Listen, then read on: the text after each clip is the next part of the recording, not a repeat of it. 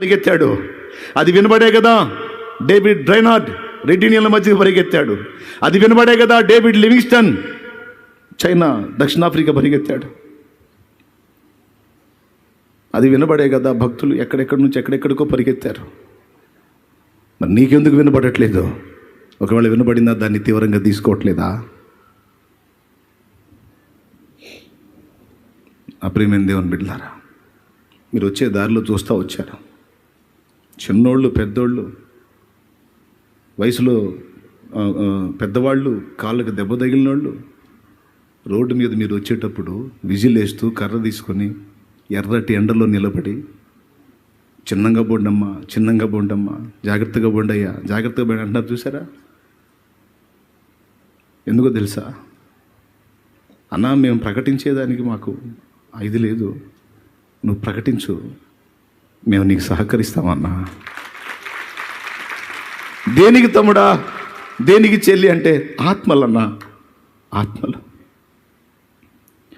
వెళ్ళగలిగితే మీరు తప్పక వెళ్ళండి, వెళ్ళలేకపోతే వెళ్ళే వారిని పంపండి. వెళ్ళగలిగితే వెళ్ళగలిగే అవకాశం ఉండి వెళ్ళరు.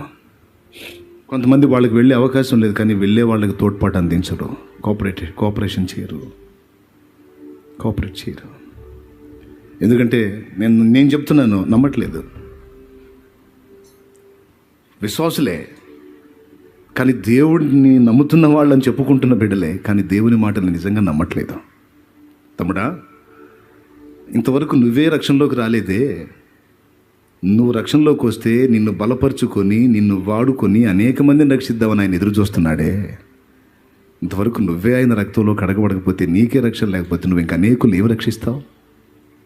అనేకులను నీవు రక్షించినట్లు, దేవుడు నిన్ను వాడుకున్నట్లు ముందు నీవు రక్షణ పొందవలసి ఉన్నది కదా నా తమ్ముడు, నా చెల్లి, నా అన్న, నా అక్క. నువ్వు ముందు సిద్ధపడితే కదా నిన్ను వాడుకొని అనేక జీవితాలను వెలిగించాలి. నువ్వే రక్షణ పొందకపోతే ఇంక నువ్వు రక్షించేది ఎక్కడ? నువ్వే వెలగకపోతే అనేకులు వెలిగించేది ఎక్కడ? దేవుని సన్నిధిలో వాక్యం వింటున్నావా? చర్చికి వెళ్తున్నావా? వాక్యం వింటున్నావా? సీరియస్గా తీసుకుంటున్నావా? అవన్నీ నిజమని నమ్ముతున్నావా? ఏదో పోతున్నాను వస్తున్నాను, పోవాలి కాబట్టి పోతున్నాను, ఏదో ఆయన నమ్ముకున్నాం కాబట్టి అంతవరకే అని వదిలేస్తున్నావు. ఎక్కువ శాతం అదే. ఎక్కడ తీసుకున్నావు నువ్వు తీవ్రంగా? మనస్సాక్షితో ఆలోచించి నాకు సమాధానం చెప్పు. తీసుకుంటే రక్షణ పొందకుండా నిన్నెవడు ఆపలేడు. ఆయన మాటల్ని తీవ్రంగా తీసుకుంటే ఆత్మలకు దేవుని గురించి ప్రకటించకుండా నిన్నెవ్వడు ఏ శక్తి ఆపలేదు. ఆయన మాటల్ని తీవ్రంగా తీసుకుంటే నశించిపోతున్న ఆత్మల ఆర్తధ్వని విని ప్రశాంతంగా నిద్రపోలేవు, తిండి తినలేవు. దైవజనుడా, చిన్నపాటి సేవ చేస్తూ మిగిలిన టైం అంతా పనికిమాలిన వ్యాపకాలకి, వ్యర్థమైన వాటికి ఎలా ఖర్చు పెట్టగలుగుతావు? నరకం నిజమని నమ్మితే ఆత్మలు నశించిపోతున్నాయి. అయ్యో, నా దేవుడు మొత్తుకుంటున్నాడు, నా దేవుడు నాకు బాధ్యతను అప్పచెప్పాడు, తన పనికి నమ్మకమైన వాడిని ఎంచి నన్ను పిలిచి అభిషేకించాడు. నేను ఈ పనికి మళ్ళీ టైంపాస్ వ్యవహారాలు నాకెందుకు? నేను వెళ్ళాలి. ఈ ఊరు ఆ ఊరు, ఆ ఊరు ఈ ఊరు. నా ఊపిరి ఉన్నంత వరకు నా ప్రతి గంట, ప్రతి నిమిషం, ప్రతిరోజు, ప్రతి పూట నా దేవుని కొరకు ఖర్చు చేయాలి. నేను ఎలా ఉండాలి? ప్రశాంతంగా ఎలా ఉండాలి? తిని ఎలా నిద్రపోవాలి? అంటే దేవుని మాటలు తీవ్రంగా తీసుకోవాలా? నిజం తీసుకుంటే నిన్నెవ్వడు ఆపలేడు. నలుగురిలో కలిసి కూర్చొని టైంపాస్ మాటలు మాట్లాడవును. నిష్ప్రయోజనమైన ముసలమ్మ ముచ్చట్లలో కూర్చోలేవును. చాయ్ పాన్ బిస్కెట్ బాతాకానీలు వేయలేవు. పరిగెత్తుతూ ఉంటావు. ఆలోచించు దైవజనుడా, నీ ఉన్న ప్లేస్లో ఒకవేళ నీకు ఇచ్చిన ఈ పరిచర్య, ఈ అవకాశం ఏసన్నకి ఇస్తే నీలాగనే కూర్చొని వాళ్ళతో వీళ్ళతో మాట్లాడుతూ గడుపుతాడా? ఈ పిడికిలితో అన్నం తినే ఓపికన్నంత వరకు నా యేసును ప్రకటిస్తాను నేనని పరిగెత్తాడు.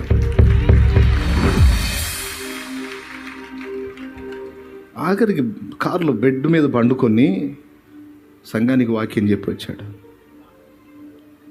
బాత్రూంలో పడి తొంటి విరిగి నడవలేని స్థితిలో ఉంటే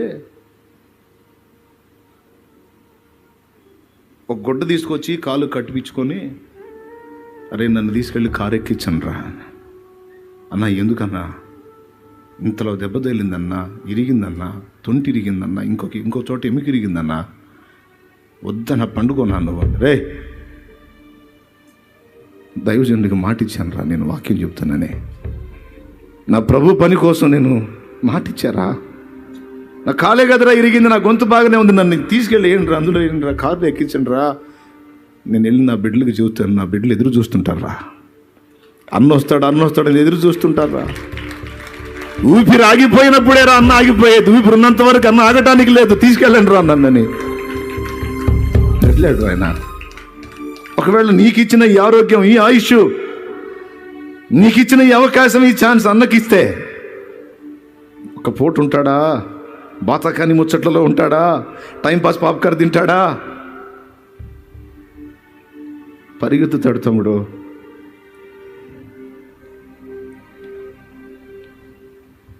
మరి నీకు ఇచ్చాడు చెల్లి.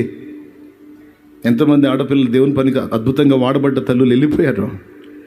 వాళ్ళని నీ ప్లేస్ నిన్ను తీసేసి వాళ్ళని ఉంచినట్లయితే అద్భుతంగా దేవుని కొరకు మండేవాళ్ళు. కానీ వాళ్ళకి అవకాశం లేదు, వాళ్ళకి అంతవరకు ఇచ్చి తీసుకున్నాడు. ఇప్పుడు నీది ఛాన్స్, నీకు ఇచ్చాడు అవకాశం, దేవుని కొరకు పరిగెత్తే అవకాశం నీకు ఇవ్వబడింది. కానీ నువ్వు దాన్ని దుర్వినియోగం చేసుకుంటున్నావు. ఒకసారి ఆలోచించు ప్లీజ్. ప్రసంగాల దూరంలోకి వెళ్ళొద్దు, ఏదో వాక్యం వింటున్నానన్న ఫీలింగ్లోకి వెళ్ళొద్దు. దేవుడు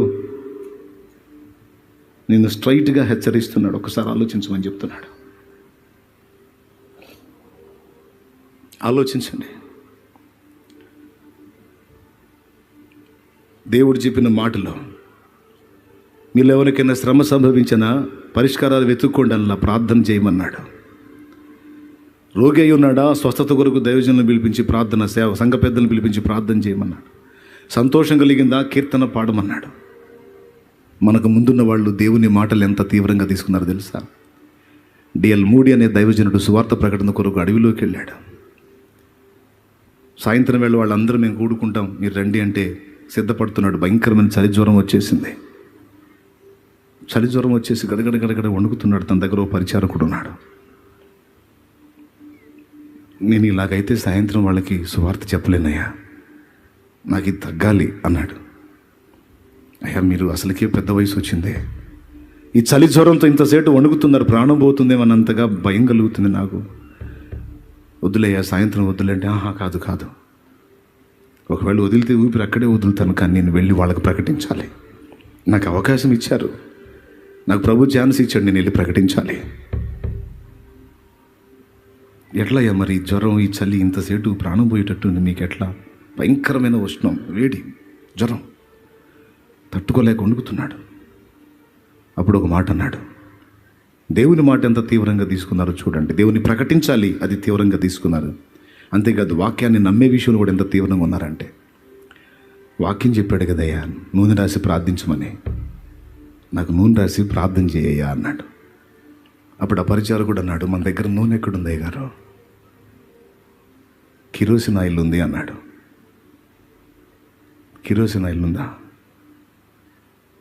నా దేవుడు ఎంత గొప్పడయ్యా అన్నాడు. ఎందుకండి అంటే, ఫలానా నూనె రాయండి అనలేదు, నూనె రాసి అన్నాడు. కిరోసిన్ ఆయిల్, కిరోసిన్ కూడా ఆయిలే. ఈ నూనె, ఆ నూనె, కొబ్బరి నూనె, నువ్వుల నూనె, శనగ నూనె అని చెప్పలేదయ్యా, నూనె రాసి ప్రార్థన అన్నాడు. దీపం వెలిగించుకోవడానికి ఉన్న కిరోసిన్ అది కూడా ఆయిలే, అదే రాసి ప్రార్థన చేయి, స్వస్థపరుస్తాడు దేవుడు అన్న. ఆ కిరోసిన్ తీసుకొని ఆయనకు రాసి ప్రార్థన చేశాడు. అంతే, 5 నిమిషాల్లో జ్వరం అతను వదిలింది. అద్భుతంగా వెళ్ళి దేవుని పనిచేసి వచ్చాడు. దాదాపు 1 కోటి మంది కంటే ఎక్కువ మంది ప్రజలకు సువార్తను ప్రకటించినటువంటి ఘనుడుగా క్రైస్తవ సంఘ చరిత్రలో ఒక అద్భుతమైనటువంటి అధ్యాయాన్ని కలిగి ఉన్నవాడు డిఎల్ మూడీ. కొంతమంది వంకలు పెడుతూ, దేవుని పని చేసే వాళ్ళకి విమర్శలు వెతుకుతూ, ఎగతాళి చేసుకుంటూ టైంపాస్ చేస్తున్నారు. నమ్ముతున్నారా నరకం ఉందని? నమ్ముతున్నారా దేవుడు ప్రకటించిన మాటలు నిజమని? నమ్ముతున్నారా తీర్పు ఉందని? ఒక మాట చెప్తాను నేను. డిఎల్ మూడీ గారి లైఫ్లోనే జరిగింది. ఓ రోజు ఒక చోట కూర్చొని వాక్యం చెప్తున్నా, ఒక నిలిచి వాక్యం చెప్తున్నాడు ఆయన. చాలామంది కూర్చొని వాక్యం వింటూ ఉన్నారు. ఇంగ్లీష్ బాగా వ్యాకరణం తెలిసినటువంటి వ్యక్తి ఒక ఆయన కూర్చొని వింటున్నాడు వాక్యాన్ని. వింటూ ఉంటే ఈయన వాక్యం చెప్పేశాడు. అయిపోయిన తర్వాత ఆ ఇంగ్లీష్ పండితుడు వచ్చాడు. బాగా భాష తెలిసిన భాషా కోవిదుడు దగ్గరకు వచ్చి అంటున్నాడు, నీవు మాట్లాడిన భాష అంతా తప్పే. నువ్వు మాట్లాడిన ఇంగ్లీష్లో చాలా వ్యాకరణ దోషాలు ఉన్నాయి. నువ్వు మరీ పొరపాటు ఇంగ్లీష్ మాట్లాడుతున్నావు. నీ ఇంగ్లీష్ నాలెడ్జ్ అంతా తప్పు అని ఆయన తోలనాట్టు మొదలుపెట్టాడు. ఆయన ఏం రివర్స్ అవ్వాల. ఆయనకు వందనాలు చేసి, అయ్యా మీకు బాగా ఇంగ్లీష్ నాలెడ్జ్ ఉన్నట్టుంది కదా, నేను చెప్పుల షాపులో పనిచేసేవాడిని. 12 ఏళ్ల ప్రాయంలో ప్రభు నా కోసం ప్రాణం పెట్టాడని నేను తెలుసుకున్నాను. నాలాంటి వాళ్ళు అనేకులు నశించిపోతున్నారు, వాళ్ళని రక్షించాలని గుర్తించి ఆయన పనికి ఏదో నాకు తెలిసిన ఈ కొద్దిపాటి చదువుల్లో, ఈ కొద్దిపాటి జ్ఞానంలో పనికొచ్చి ఏదో 4 ఆత్మల్ని క్రీస్తు కొరకు సంపాదిస్తున్నాను. మీరు ఇంత గొప్ప ఇంగ్లీష్ జ్ఞానం కలిగిన వాళ్ళు, మీరెందుకు దేవుడు మీకు ఇచ్చిన ఈ తలాంతుని వినియోగించి ఇంకా అనేక మందిని రక్షించకూడదు? ఒకవేళ మీరు పూనుకుంటే నాకంటే ఇంకా గొప్ప సేవ చేస్తారు కదా. ఇంత భాష తెలిసిన వాళ్ళు మీరు లైన్లోకి దిగితే ఎన్నో జీవితాల్ని కట్టగలుగుతాను కదా, ఎందుకు ఆలోచించకూడదు అన్నాడట. ఆయన మౌనం అయిపోయాడు. కొంతమంది ఇలా ఉన్నారు, జరుగుతున్న దేవుని పనిని విమర్శలు చేసుకుంటూ, వంకలు పెట్టుకుంటూ, దాని గురించి వ్యంగ్యోక్తులు మాట్లాడుకుంటూ, చలోక్తులు మాట్లాడుకుంటూ, చతురోక్తులు మాట్లాడుకుంటూ కొంతమంది ఇలా టైంపాస్ చేస్తూ ఉన్నారు. నేను చెప్తున్నా, చాలామంది క్రైస్తవులు దేవుని వాక్యాన్ని వింటున్నారు కానీ నమ్మట్లేదు. ఆశ్చర్యం ఏంటంటే, కొద్దో గొప్ప వినబడిన మాటలు అన్యజనులు నమ్ముతున్నారు కానీ నేను క్రీస్తు అనుచరుణ్ణి అని నమ్ముతున్నవాడు నిజంగా వాక్యాన్ని సీరియస్గా తీసుకోవటం లేదు. తీసుకుంటే నిన్ను ఎవడాపగలడు? ఎవ్వరు ఆపలేరు. ఒకసారి మీరు ఆలోచన చేయండి.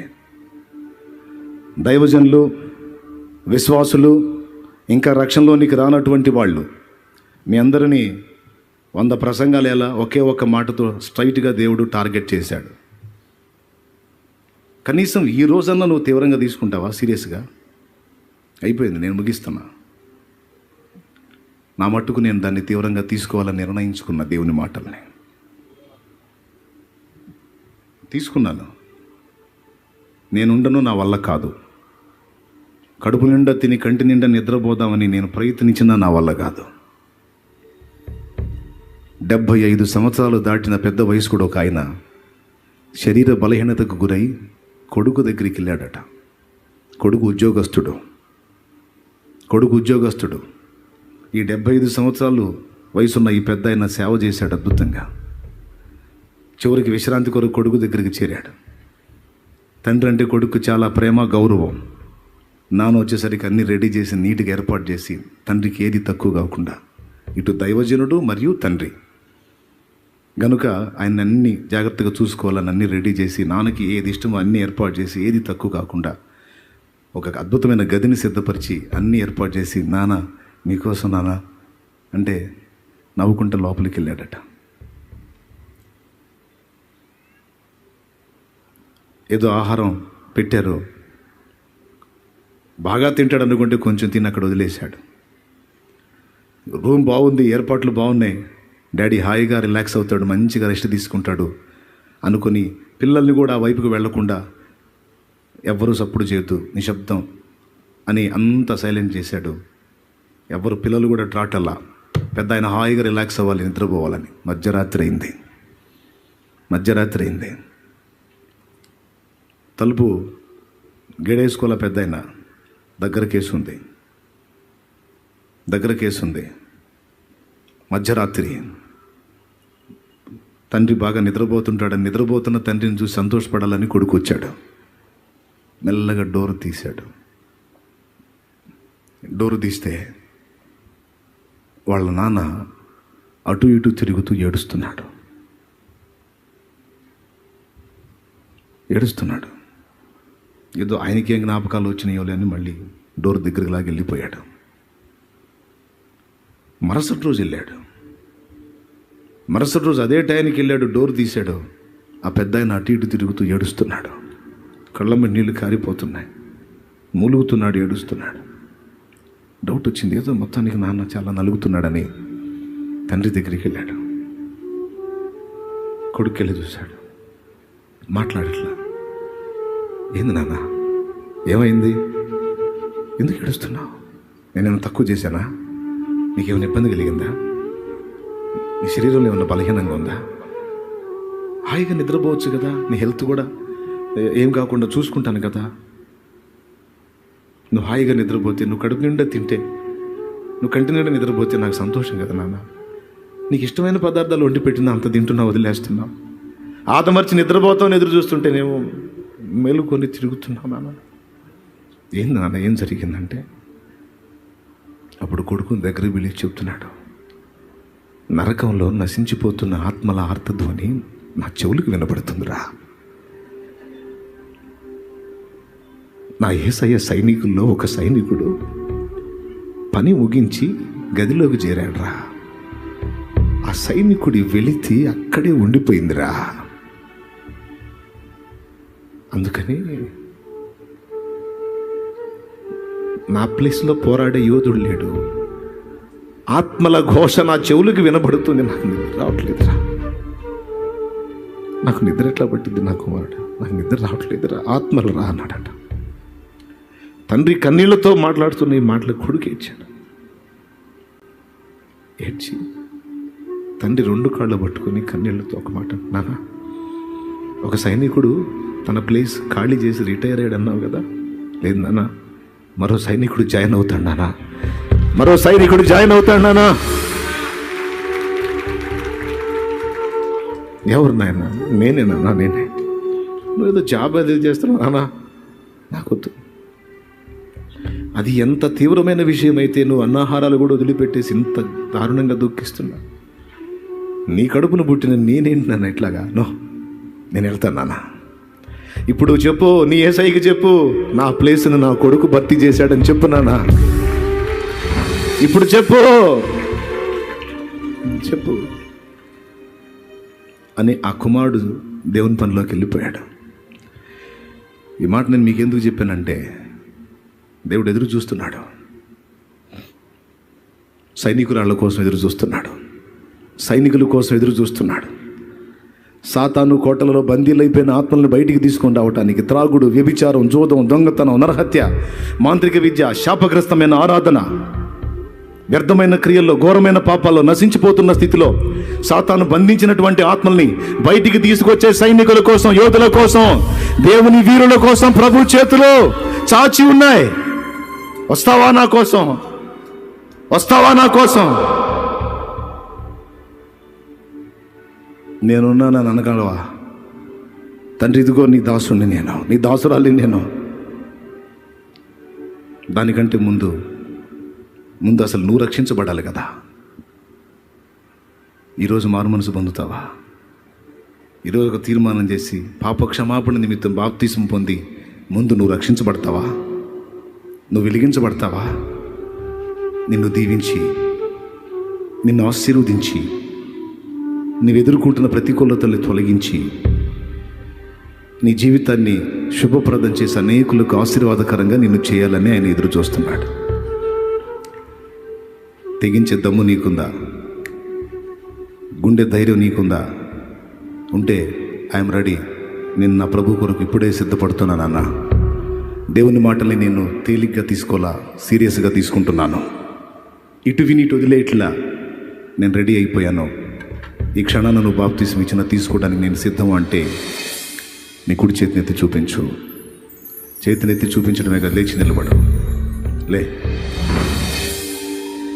ఎంతమంది దేవుని మాటని సీరియస్గా తీసుకుంటున్నారో, ఎంతమంది దేవుని మాటని తీవ్రంగా తీసుకుంటున్నారు. నా తమ్ముడా, నా చెల్లి, నా అక్క, నిన్ను దేవుడు సంధించి, నిన్ను దేవుడు బలపరిచి, నీ జీవితాన్ని వెలిగించి అనేకుల కొరకు నిన్ను నిలబెట్టి వాడుకోవాలనేది ఆయన సంకల్పం. ఎవరున్నారు? ఎవరున్నారు దేవుని కొరకు? ఆ మాటను ఉన్నదన్నట్టు నమ్మి మారు మనసు పొంది పాప క్షమాపణ నిమిత్తమై బాప్తిస్మం పొంది క్రీస్తు కొరకు మంచి ఫలం ఫలించడానికి, జీవితాన్ని సార్థకం చేసుకోవడానికి, నరకం నుండి నీవు కాపాడబడి అనేకుల్ని కాపాడటానికి సిద్ధమైన వారు ఎవరున్నారు? లే, ఆ గుండె ధైర్యం కలిగిన వారు ఎవరో త్వరగా లేచి నిలబడండి. రా, ముందుకు రా, ఇక్కడికి రా. నీ కొరకు దేవుని చేతులు చాపబడి ఉన్నాయి. త్వరగా రా, ఆలస్యం చేయొద్దు.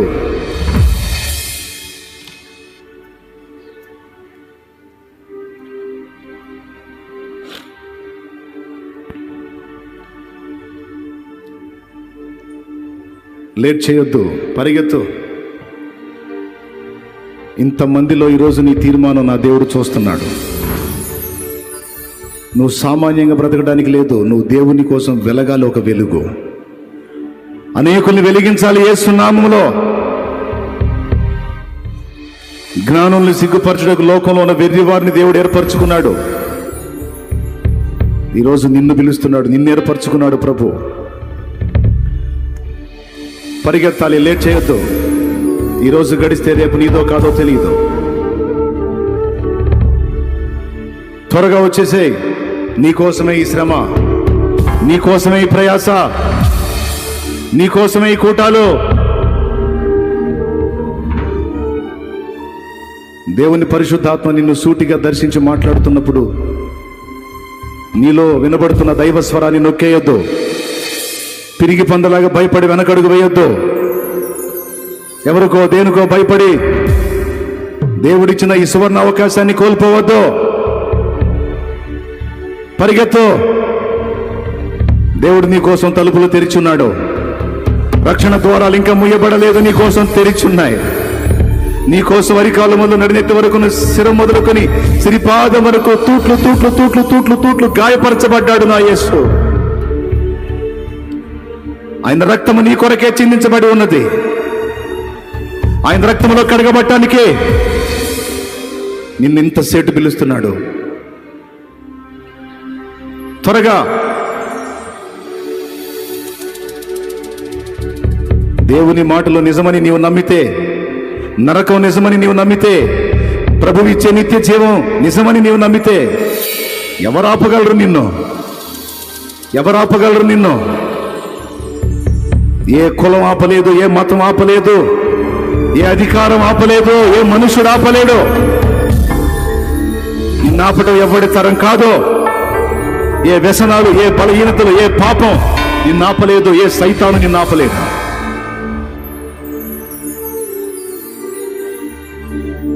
త్వరగా పరిగెత్తి వచ్చేసాయి. నువ్వు ఎక్కడ, ఏ మూల, ఏ ప్రాంతంలో, ఏ స్థలంలో ఉన్నా నా యేసు నీ కోసం చేతో చాచి నిలిచున్నాడు. యేసే నిజమైన దేవుడని నీకు తెలుసు. యేసు తప్ప వేరొక రక్షకుడు లేడని నీకు తెలుసు. యేసే మార్గమని, సత్యమని, జీవమని నీకు తెలుసు. యేసు రక్తములో కడగబడకపోతే రక్షణ లేదు అని నీకు తెలుసు. ఇంకెందుకు ఆలస్యం? రా, తెగించు. రా, అడుగు ముందుకు వేయి. త్వరగా. నాకు వస్త్రాలు లేవని కొంతమంది ఆగుతున్నారేమో. ఏం, నాకు లేవు. బాప్తీసం తీసుకున్నప్పుడు కట్టుబట్టలతో పోయా. దేవుడు మాట్లాడాడు, వెళ్ళిపోయా. ఇంట్లో వాళ్ళకి చెప్పలా. నాకు దేవుడు మాట్లాడాడు, వెళ్ళిపోయి నిలబడ్డా. ఇదే రోజుల్లో ఏప్రిల్ 17వ తారీఖున 2002 ఏప్రిల్ 17వ తారీఖున కట్టుబట్టలతో నిలబడ్డా. బాప్తీసం తీసుకుని ఆ ఎండలో నిలబడి బట్టలు ఆర్పుకొని ఇంటికి వెళ్ళా. వస్త్రాలు లేవని కొంతమంది, ఏం పర్వాలేదా, సాతాను పెట్టే సాకులు, వంకలు చూపించి ఆపుతాడు నిన్నాడు. యేసు రక్తములో కడగబడకుండా ఆపుతాడు నిన్నాడు. ఎందుకంటే నువ్వు వెలిగించబడితే వాడికి డేంజర్, నువ్వు బలపడితే వాడికి ప్రమాదం, నువ్వు రక్షింపబడితే వాడికి డేంజర్. ఎందుకంటే నువ్వు అనేక మందిని పట్టుకుంటావు. నీ ద్వారా అనేక మంది జీవితాలు మారుతాయి. నీ వల్ల అనేక మంది బాగుపడతారు. అందుకే ముందు నువ్వు రక్షణ పొందకుండా అడ్డగిస్తాడు వాడు. దేవుని కొరకు రా. వచ్చే వాళ్ళని రానివ్వండి, త్వరగా దారివ్వండి వాళ్ళకి. దేవుని పరిశుద్ధాత్మ చేత సంధించబడి కదులుతున్నటువంటి ప్రజలందరినీ దృష్టిలో పెట్టుకొని ఆయన ఈ కార్యమంతా ఏర్పాటు చేశాడు. ఇది నేను అనుకున్న పని కాదు, నిజం నమ్మండి. నేను అనుకుని ఏర్పాటు చేసిన సభలు కాదు, ప్లీజ్. ఇది దేవుని ప్లాను. కావాలంటే లైవ్లో నేను చెప్పిన వాక్యంలో నేను ఇచ్చిన మాటలు ఉన్నాయి, చూడండి. కావాలంటే సభలు ఆగిపోయినాయి, సభలు లేవని చెప్పాను నేను. కానీ ఆపడానికి నువ్వెవడరా అని కరోనాని ఆపి మరీ దేవుడు నీ కోసం ద్వారాలు తెరిచాడు ఈరోజు. నా బిడ్డలు ఉన్నారా, నా బిడ్డలు ఉన్నారు, నశించిపోతున్నారు, నా బిడ్డల్ని రక్షించుకోవాలి. ఆపడానికి నువ్వెవడరా, పని నాదే అని అంత తీవ్రంగా డిసెంబర్ నుంచే బయలుదేరిన తెగులను ఆపి నీ రక్షణ కోసం తలుపులు తెరిచాడు నా యేసు. హల్లెలూయా.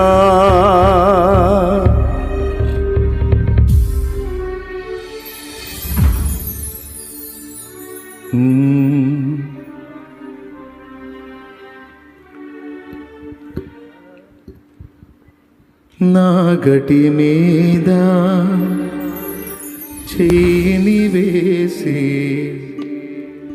వెనుకకు చూడక సాగడి వారిని. హృదయ పరివర్తన నిజమేగా. ఇంకా మళ్ళా పాప జీవితంలోకి క్రీస్తు యేసునందు క్రొత్త జీవితం. హల్లెలూయా. చప్పట్లు కొట్టి మహింపరుతా వీరందరినీ బట్టి దేవునికి గట్టిగా దేవుని మహింపరుద్దాం, దేవుని మహిమ కోసం. ఇది నా గొప్ప కాదు, నీ గొప్ప కాదు, నా దేవుని కార్యం ఇది. ఆయనకి మహిమ, పరిశుద్ధాత్మ దేవుని ఘనత ఇది. మట్టి పురుగులు మందే ఉంది. ఆత్మ ఆత్మ ఆత్మ ఆత్మ పరిశుద్ధాత్మ కార్యం, పరిశుద్ధాత్మ కార్యం.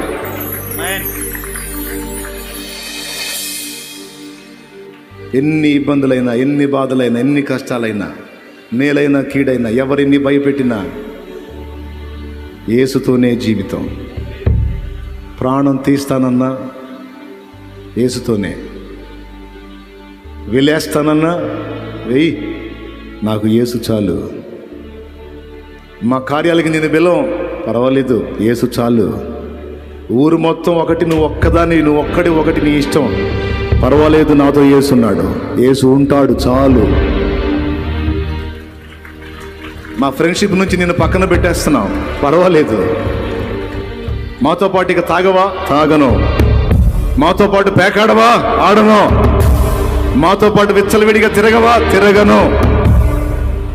అనేక మంది జీవితాలను బాగు చేయడానికి నడుం కడుతున్నా, అనేక మంది బ్రతుకులను దిద్దుబాటు చేయడానికి, అనేక ఆత్మని రక్షించడానికి పూనుకుంటున్నా. నేను వెలగాలి, నేను చచ్చేలోపు అనేక మందిని బాగు చేసి వెలిగించి వెళ్ళాలి నా యేసు దగ్గరికి. హల్లెలూయా, హల్లెలూయా. ఈ ప్రక్క నుంచి దారి చూపిస్తారు, నీళ్ళ దగ్గరికి వెళ్ళిపోండి. వారిని వెంబడించండి, నీళ్ళ దగ్గరికి వెళ్ళిపోండి, నేను వస్తున్నాను. ముందు స్త్రీలు, తర్వాత పురుషులు.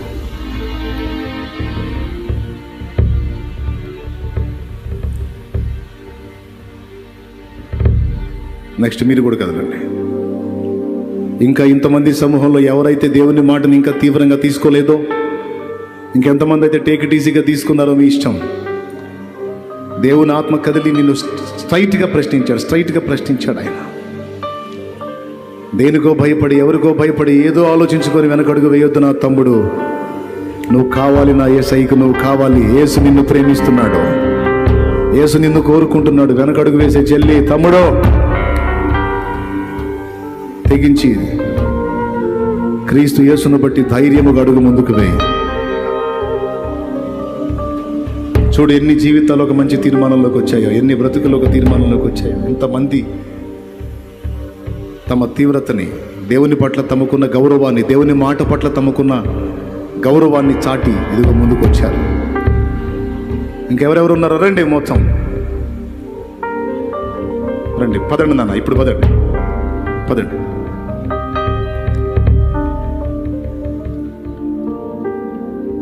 త్వరగా రావాలి.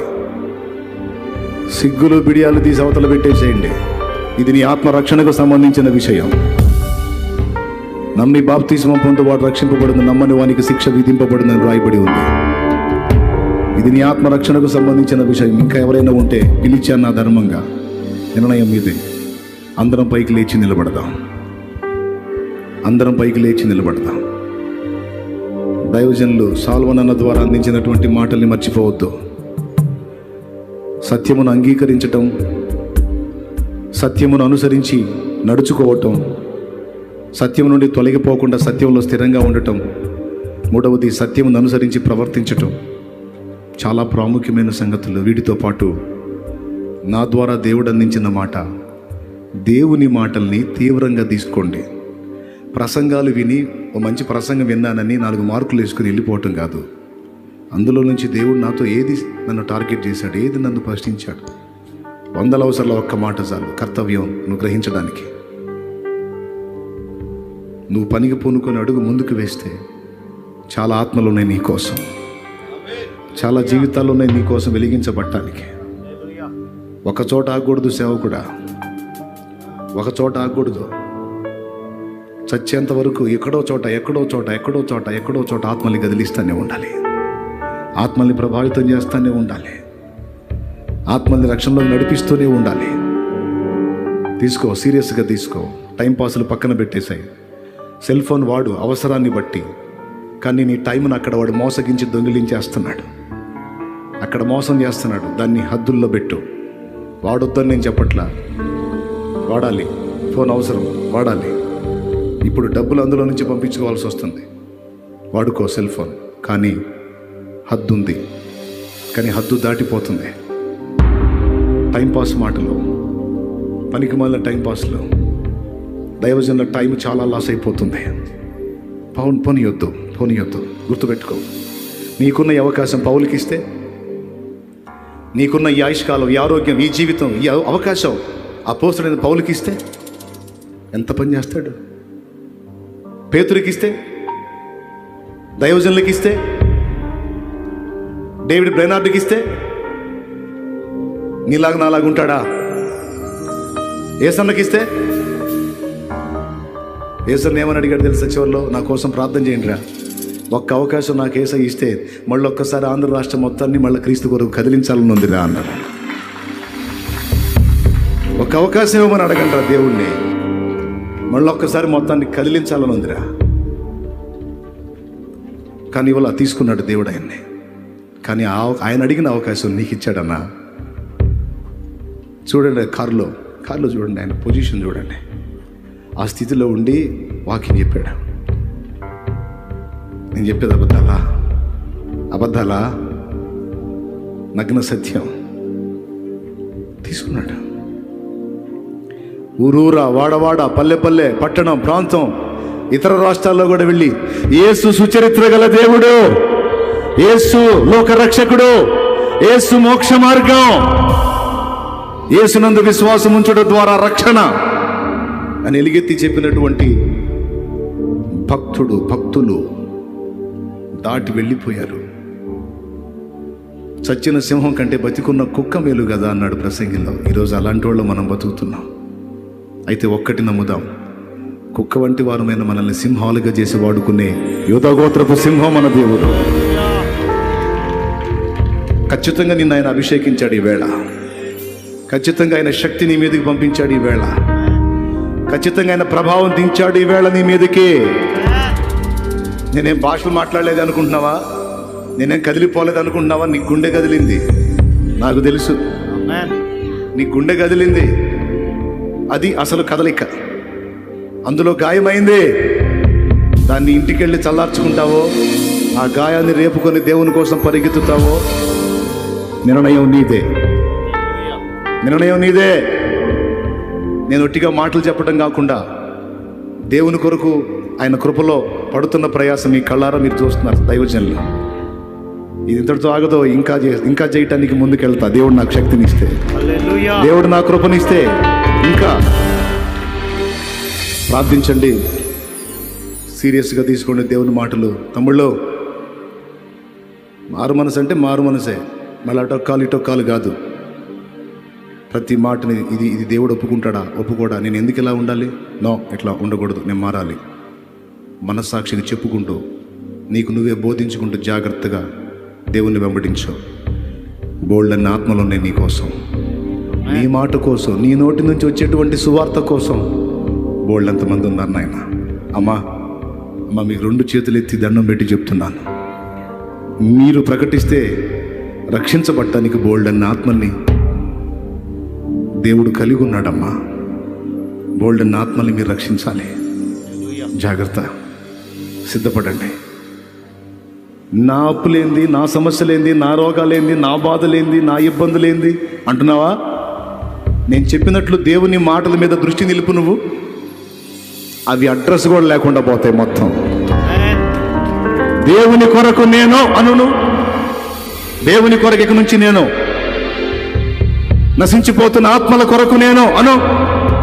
నీ అప్పులు ఎన్ని రోజులు ఉంటాయో చూస్తా, నీ రోగం ఎంత మాత్రం నిన్ను బంధించిందో చూస్తా. యేసు నామములో రిపోర్ట్ మారిపోవాలి. యేసు నామములో స్వస్థత.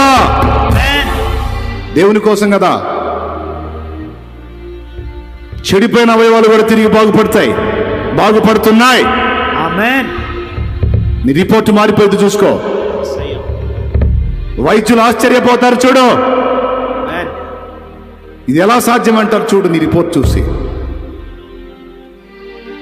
Cancer positive, cancer negative. రాత్రి చెప్పింది అబద్ధం కాదు, నిజం. చేస్తాడు. నువ్వు దేవుని కొరకుంటే, నువ్వు దేవుని కొరకుంటే లక్షల పైన, కోట్ల పైన అడ్రస్ లేకుండా పోయింది యేసు నామములో. ఎలా అనతో ఆశ్చర్యక్రియ చేస్తాడు నీ కోసం. అవసరమైతే నీ బంధకాలు తెంచుతాడు. నువ్వు ఫ్రీగా ఉరికురికి ఆయన కోసం పరిగెత్తడానికి నీకు అవకాశం కల్పించబోతున్నాడు నా దేవుడు. యేసు నామములో, యేసు నామములో నీ బంధకాల్లోంచి నీకు విడుదల. ముందు నడుం కట్టు. చెప్పు, యేసు కోసం నేను. చెప్పు, యేసయ్య కోసమే ఇక నేను. చెప్పు, యేసయ్య కోసమే ఇక నేను. ఇక వెనకడుగు వేయను. యేసు నామములో ముందుకే.